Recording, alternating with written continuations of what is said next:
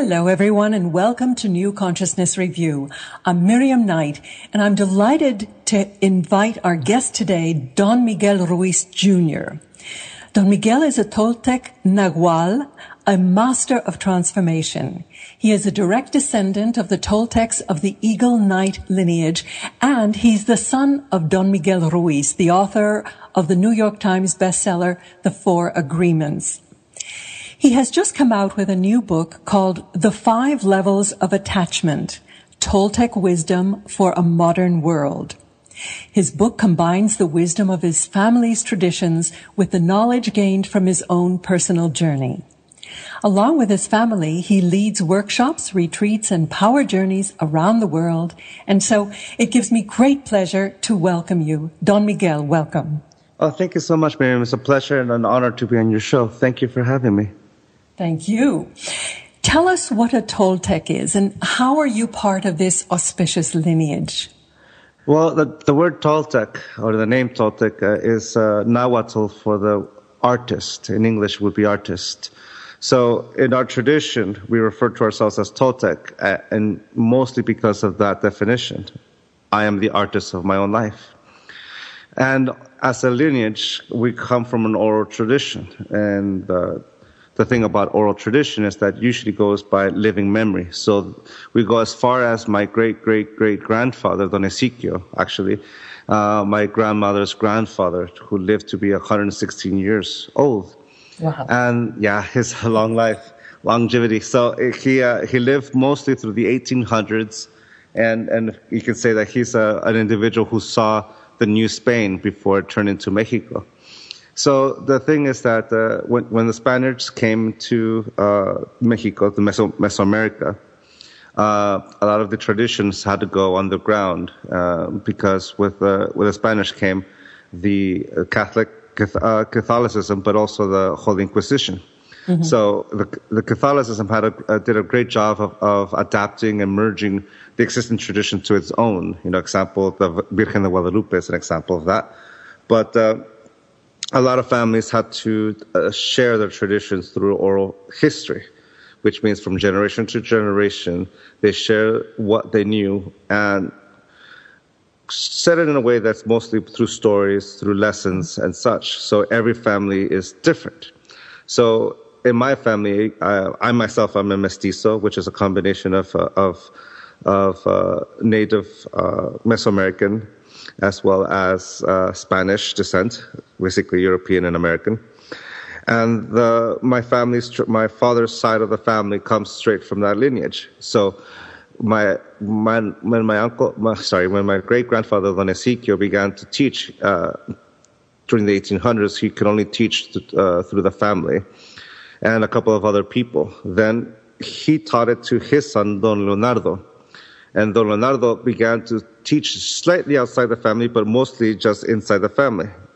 Then it came to my grandmother, Madre Sarita, who really opened the doors and began to teach outside the family. She actually opened up a temple and began to give lectures and sermons across her area of living. So she moved from Guanacatlán, Jalisco, down to San Diego, California, where she is actually now a member of the San Diego Women's Hall of Fame for keeping the tradition alive. And then her son, Don Miguel Ruiz, is my father. He really opened the doors and shared the knowledge with everyone, and down to me and my brother, Jose. Mm-hmm. So you can say that in the lineage that we have in living memory, we go as back as Don Ezequiel, who said that we come from the Toltec Eagle Knights, and that we come from that descendancy. And that's the thing about oral tradition. You always have to give it a grain of salt, a bit of a skepticism. But the lessons that they teach us is what matters the most. And one of the things that how this tradition gets passed on is a combination of stories and anecdotes, but mostly it's an apprenticeship of life, learning how to have life teach you everything you need to know about not only about how to survive, but how to engage, how to live, how to enjoy what life is.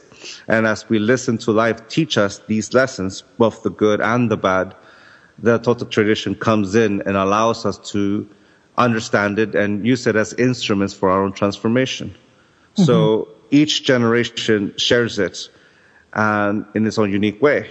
And when me and my brother Don Jose and myself began our apprenticeship, it was during one of those transitional moments in the tradition of our family.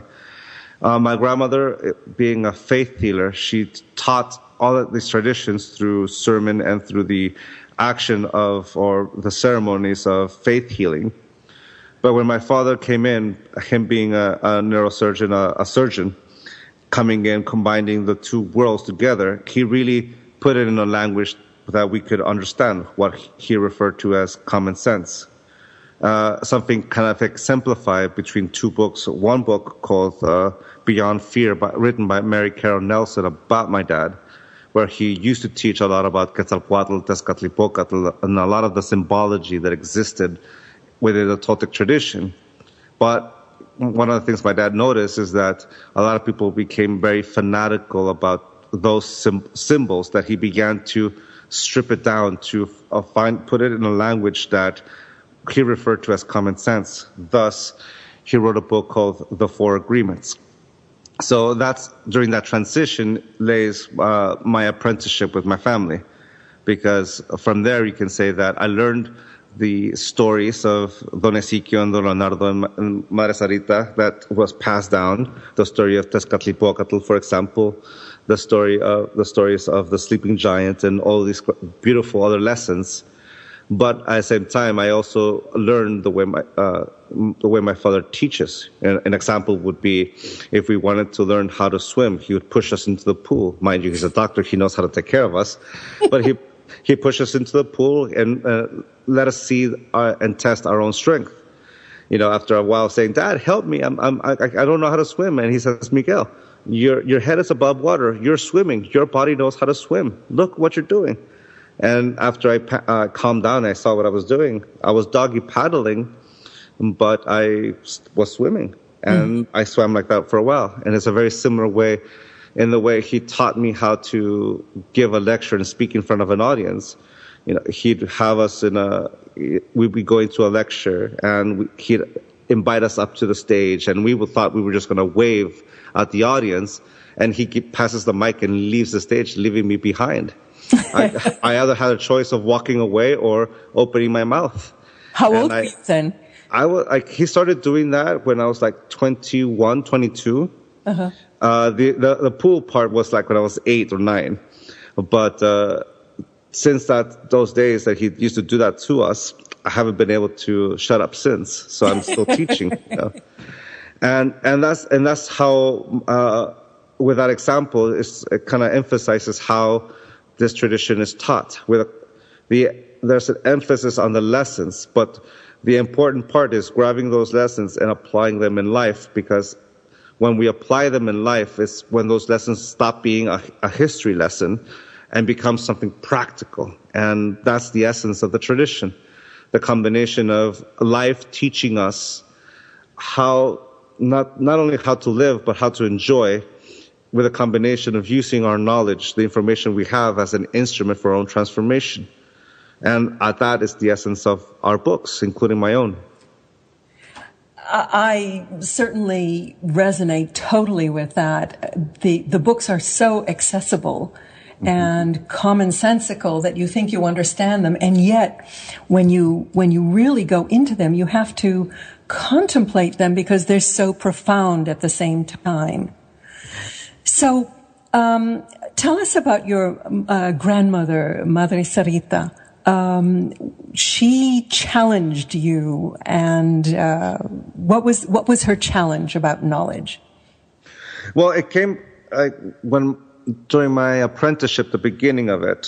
My very first assignment was to apprentice with my grandmother, and my grandmother's first job for me was to translate for her. She didn't speak any English; she only spoke any Spanish. She herself lived to be 98 years old, and by the time my apprenticeship was with her, she was already in her 70s. So my apprenticeship was to translate everything she said at a lecture, workshop, and consultations, and even some of her healings. During when we first started that training, she would take it easy on me. She'd go very slow. And then as she hit her inspiration, whereas before she would pause to let me catch up and translate for her, when inspiration hit, she began to speed up. And at that point, it was a matter of catching up with her. And my mind was trying to come up with all these things that she was trying to say. What's the correct way of saying? What does she really mean? And all the process of trying to translate the right thing, the essential thing, the perfect way of doing it. And by the time I said it, she was several sentences down the line, to the point where I wasn't catching up. So I had to make a choice. I had to continue trying or cut out everything she just said and catch up with her. And that happened several times. It's mostly because the pressure of not only trying to live up to what my grandmother was saying, but all these people who showed up, they all paid money to listen to what she was saying. So they deserve a good translation. So the pressure was there. And that happened for about 3 years. And then, all the time she looked at me, giving me this little smirk. And then one day, after a couple of years of doing that, like 3 or 4, she turned to me and says, Miguel, have you figured out yet why you're having such problems translating for me? And of course, my reply was, you're going too fast. You're not giving me enough time. I need to find what the right words is. And she says, and this is where your question comes in. What, are you using knowledge, or is knowledge using you? And of course, I have no idea what she was talking about. And she repeated, if you're using knowledge, then you listen to what you're saying and you know almost immediately what the appropriate word is. But if knowledge is using you, then what's happening is that you're listening to my words and you're processing everything. You're looking for the right word, what's appropriate, what's according, and all these beliefs you have about what I'm saying. The good, the bad, the right, all those things. The problem is that eventually you stop listening to what I'm saying and you're totally paying attention to what's happening in your mind. At that point, your mind, your knowledge is in complete control and you're no longer listening to me. Imagine doing that to life. Imagine going around life living, but instead of actually living life and experiencing what life has to share and teach, you're too busy paying attention to the voice of your knowledge to even pay attention to what's happening right in front of you.